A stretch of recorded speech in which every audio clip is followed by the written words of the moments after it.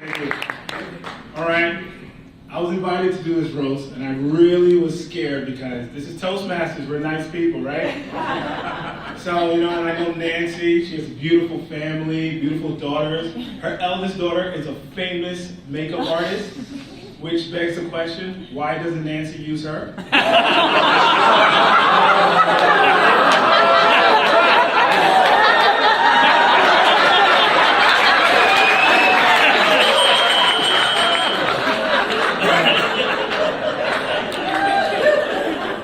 Onto the roast. Nancy has taken a big journey to get to where she's at, division director. We all know that defines hard work, focus, determination, and I want to congratulate Melvin Garlic.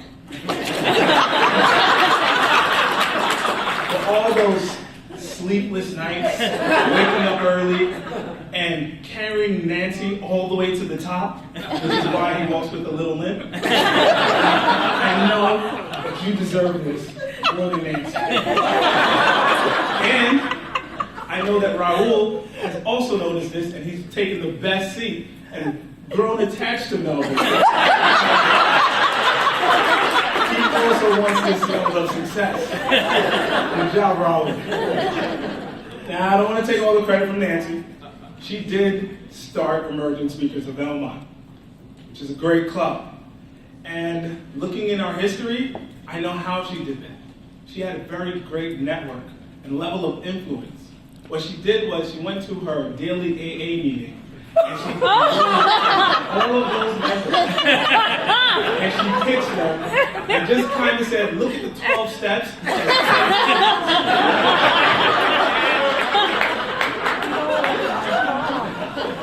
And that would have worked if she didn't invite all of us to her her home. Same thing. And most of those members still fell off the wagon, but they renewed. So, good idea. Now, I wanted to touch on something, but I've learned never to go to war with a drunk person. And Nancy has had her battle on this journey. But those people have not showed up. Nancy has won, and I do not want to be number 5 on her 4-0 record. Some of you might know them, and I was this close to giving some names. And 2 names that I really can't mention because too many of you guys know them, but she won. So other than that, I would just like to say, Nancy, thank you for being a Division H governor. Thank you for molding me. District. My bad. Thank you, Melvin, for allowing her to carry these titles. And I heard that she has a response for us, so I look forward to hearing what Melvin has to say.